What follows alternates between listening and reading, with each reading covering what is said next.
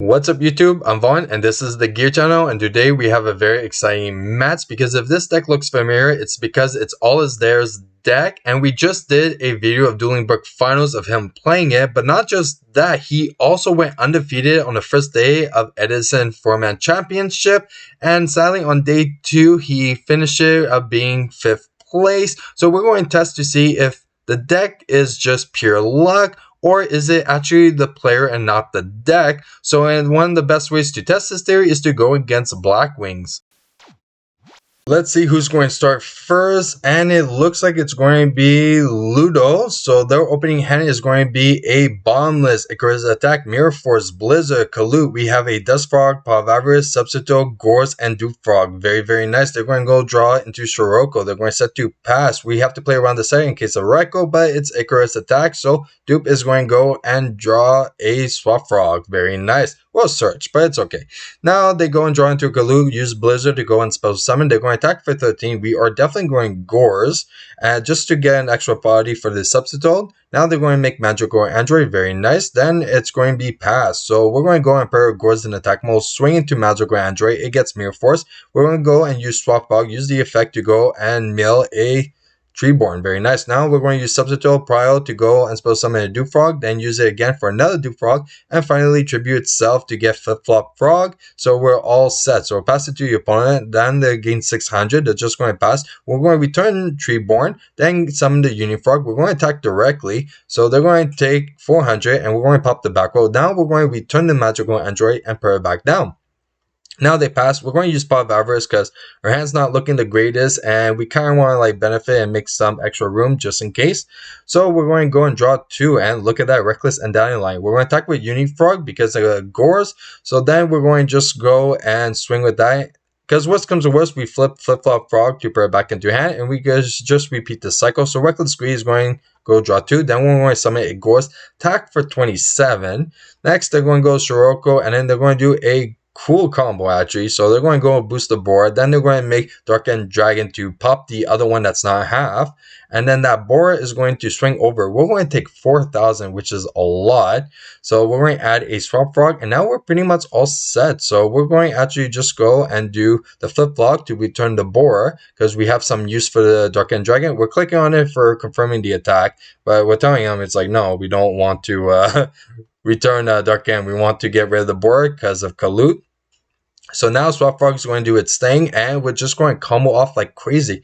We can make the Armory Arm and the Colossal play, so we were all set. Now we're going to game 2, and they're starting first once again. So their opening hand is MST, Bora, Vayu, Yada, and Gale. We have a Reckless, Swap Frog, Fishboard Blacksher, a Reckless, and Treeborn Frog. Very nice. So they draw into Shiroko, though they set 2, so we have to play around the Icarus. So we're going to just send another Treeborn, then we're going to set 1 and pass.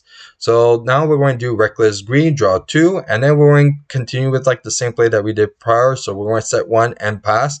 Then they're going to go summon the board. We're going to take the damage, not a problem. Now we're going to do Reckless Greed. So we're going to go draw 2. Now the first thing we're going to do is Swap Frog. So we're going to use the effect to go get rid of the substitute and bring it back. Next we're going to use Brain Control. We're going to take that board. Very nice. Now we're going to use Savage to add the substitute and also the tree board. Our next play is to use the Mora Greed to go back and draw 3, and let's see what we draw. Ooh, not the greatest. So we're going to go and summon Substitute prior, special summon the Dupe. Now we're going to have to do Fishboard Blaster to go and re-special summon. And now we're going to go and just abuse Substitute quite a bit. So there's going to be a lot of plays of Fishboard Blaster, Substitute, and all that, and making some synchro. So our first synchro is Stardust Dragon in case of Icarus attack. Then we're going to do the Fishboard Blaster and then the Substitute once again. So we're doing quite a bit of deck thinning. Now we're going to go and draw additional cards. Our opponent has pretty much just the 2 Yadas, so we're pretty much safe, but we're playing around in case they did have any interruptions. So then Fishboard Blaster once again, then Substitute, and then Swap Frog just to mill. So we're just continuing this. We're not activating the Foolish to send the Dandelion just in case if it fills our like feel too much, then we won't be able to summon additional monsters. So that's why we're not activating it. So Fishborg Blaster, now we're going to make Brionac, but it's okay. We're not using Brionac's effect. We're actually just using it as a synchro material since he's a water, so we can make Mistworm. Mistworm's going to return all 3, so now we're pretty much all set. Now we could actually establish a board for OTK. Is it going to exactly play around Gores? Maybe just a little bit. So we're going to go and use Fishborg. So we're going to go special and then use the effect. There you go, Death Frog. Next, we're going to go and use Fishborg once again to go special, and then we're going to go and use Substitute to go get Death Frog, and then we're going to go and synchro for a Goyo. Very nice. And that's it for the game. So did display because we're in deck with the 19 first and the 25. If he does Gores then we could attack with the Goyo onto the Gores, get an extra body. So it was a good play. Now I think it's about time we check out the analytic.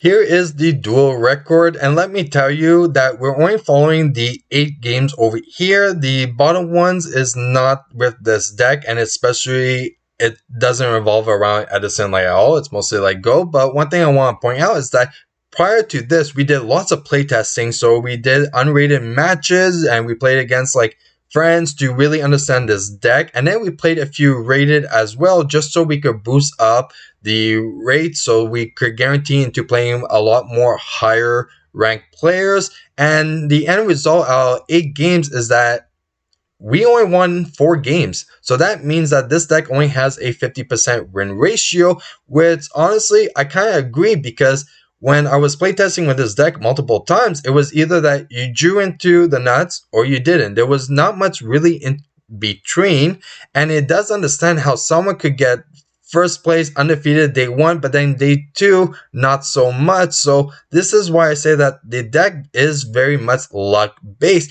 but that's only for game 1. When it came into deciding and switching the deck around, realizing that game 2 and 3 had a higher win ratio and especially a consistency in the deck, which made me think, why isn't the deck just not built like that off the bat? And this is why I think that the deck is good, very luck based, but I feel like it could be better if you took a few things out and you weren't just relying on one combo. Comment down below what you guys think. Till next time, I'm Vaughn, and this was the Gear Channel.